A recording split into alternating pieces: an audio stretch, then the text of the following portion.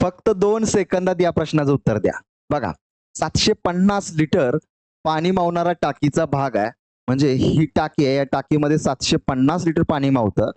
या टाकीचा मित्रांनो 4/15 भाग पाण्याने व्यापला आहे. 4/15 भाग. म्हणजेच मित्रांनो 4/15 भाग पाण्याने व्यापलेला आहे. म्हणजे 15तनं जर 4 वजा केलं 11/15 भाग पाण्याने अजून व्यापलेला नाही. मग काय तुम्हाला विचारलेलं आहे, तर त्या टाकीत अजून किती लिटर पाणी मावेल? म्हणजे 11/15 गुणायचं आहे.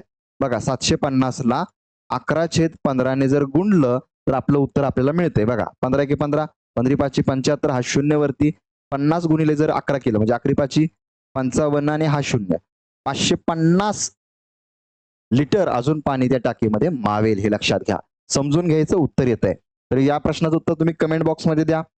मित्रांनो, गणितात जर परफेक्ट व्हायचं असेल तर SJN अकॅडमीचं ऍप डाउनलोड करा. बेसिक पासून ऍडव्हान्स पर्यंत शिकवतोय. डेमो लेक्चर अवेलेबल आहेत SJN अकॅडमीच्या ऍपवर.